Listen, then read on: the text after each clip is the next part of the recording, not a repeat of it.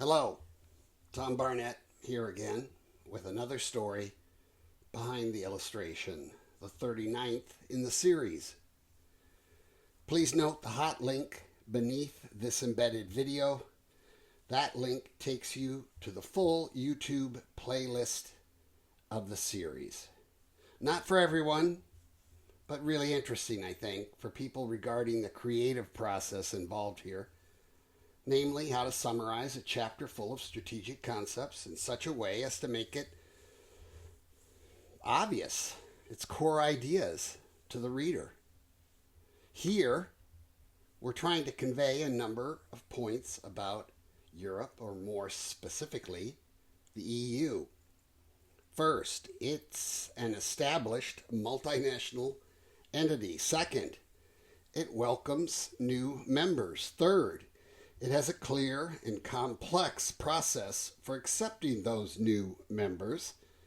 Fourth, it is growing in size successfully over the years.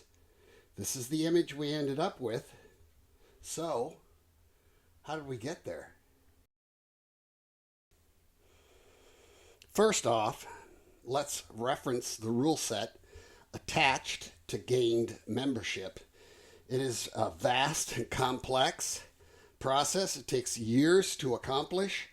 All manner of separate rule sets, all these different books that one must adopt and demonstrate adherence to before gaining full membership. So a very robust process.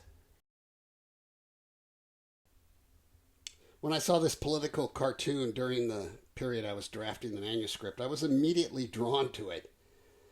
France had given us the gift of the Statue of Liberty, a complex monument, but one that signaled the historical intertwining of our two great political revolutions. I liked the image of Europe trying to replicate that construction, and that it was a hard thing to pull off. But as a source or inspiration, it just felt like too backward looking. And I wanted to signal more success than failure or frustration in terms of the construction process. I was here to sing the EU's praises. So here's the true inspiration for the illustration. Orson Welles' classic 1941 film, Citizen Kane, the thinly veiled critique of the Rupert Murdoch of the 20th century, William Randolph Hearst. Actually, 19th century as well.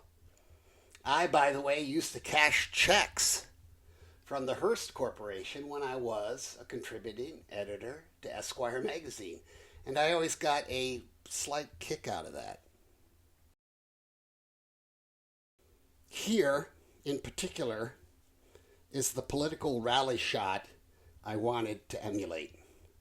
Welles as Kane in the foreground, a giant poster of him right behind in a sort of the man, the myth vibe.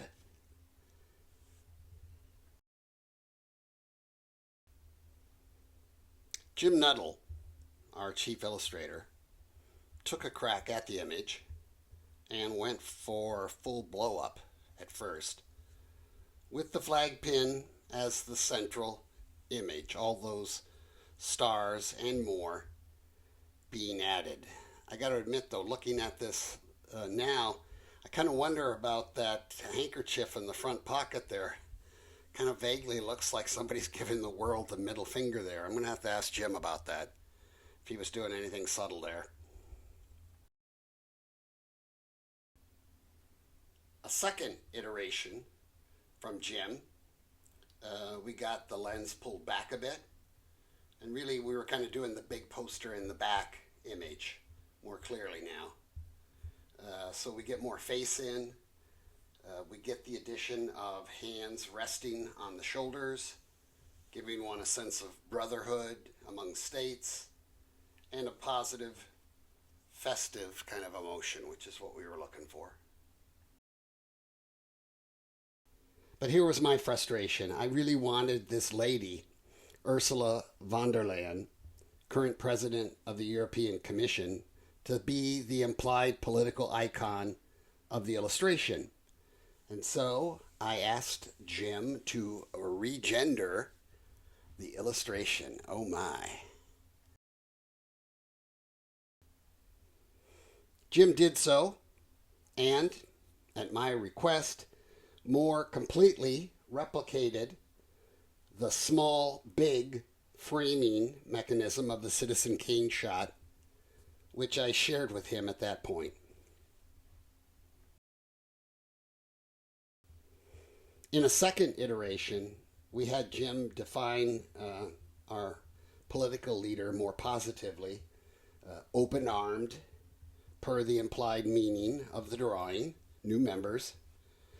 And you could still see that we keep the flag pin centrality as well. In our red team review, the only thing we caught was we need to match the seal on the lectern with her lapel pin, and then we had basically the package we were looking for.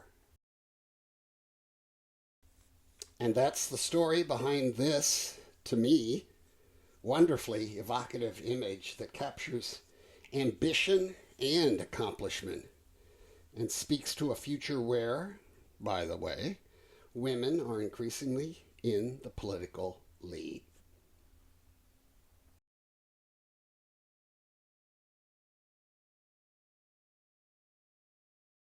As always, we love it when people buy the book, when they recommend the book, when they praise the book online. I and my Throughline colleagues, we feel very passionate about this work. Please consider subscribing to my Substack newsletter, and see you next time, next illustration.